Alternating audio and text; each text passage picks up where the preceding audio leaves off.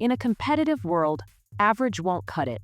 The Success Launch Point shows you how to stand out, deliver massive value, and rise above the crowd.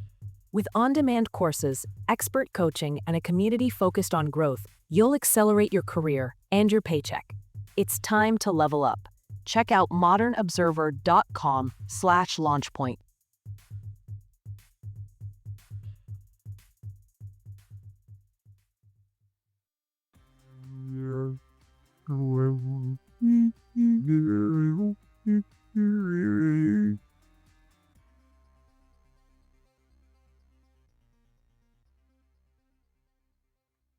Trump hailed in the Middle East. Government layoffs to deepen.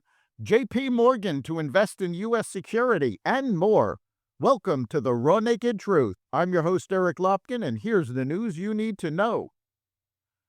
President Trump was welcomed as a hero in Israel's parliament, the Knesset. In his speech to Israeli lawmakers, the fourth by a U.S. president, he heralded the historic dawn of a new Middle East before going off script to call for Israeli President Isaac Herzog to pardon Benjamin Netanyahu.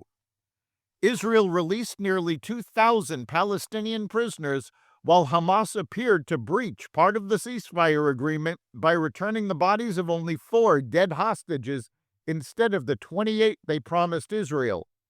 Israeli Prime Minister Benjamin Netanyahu has nominated Trump for the Israel Prize, the country's highest cultural honor. I've submitted your nomination to be the first non-Israeli recipient of the Israel Prize, Netanyahu said Monday in an address to the Knesset. As to that other prize, it's just a question of time. You'll get it, he added, in a nod to Trump's quest for the Nobel Peace Prize. Trump flew from Israel to Sharm el-Sheikh, where he met with world leaders and inked a deal for peace. We have a once-in-a-lifetime chance to put the old feuds and bitter hatreds behind us, Trump said. Vice President Vance warned on Sunday that cuts to the federal workforce will only get deeper as the government shutdown drags on. The longer it goes on, the more significant they're going to be, Vance said. If you remember, we went 9 days before announcing any significant layoffs. Again, the President of the United States wanted to reopen the government. He was trying to work with Democrats in order to make that happen. But the longer this goes on, the deeper the cuts are going to be, he continued. Vance also said the cuts ahead are likely to be painful, but he blamed them on Democrats who say they won't agree to the GOP plan to reopen the government until they find a solution to the Enhanced Affordable Care Act subsidies, which are set to expire at the end of the year, causing insurance premiums to increase. President Trump is set to host Ukrainian President Zelensky in the White House on Friday. The visit comes shortly after President Trump announced that he is considering sending Tomahawk missiles to the Ukrainian army. We may not, but we may do it, Trump said Monday. I think it's appropriate to bring up. Yeah, I want to. I want to see the war settled.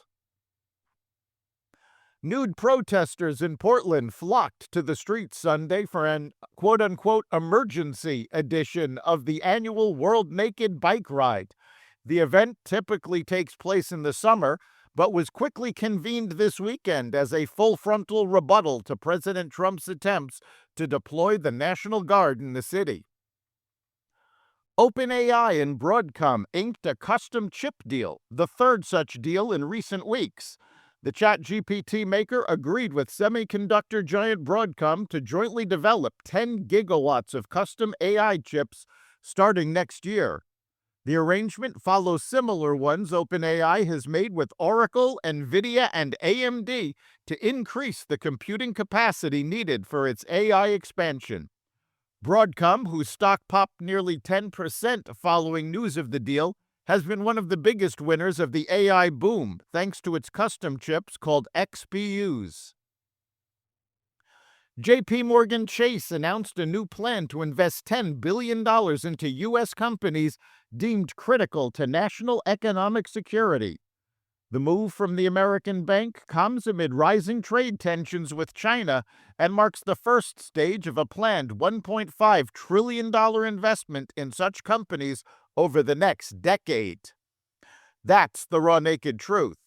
You can catch every episode of the Raw Naked Truth Daily News Brief, as well as our sister podcast, Carnivore Radio, with news analysis and commentary, and the rest of the Xvadio Podcast Network at xvadio.com, the Apple Podcast app, YouTube, Rumble, Spotify, iHeartRadio, Audible, Amazon Music, and other platforms that respect freedom of speech.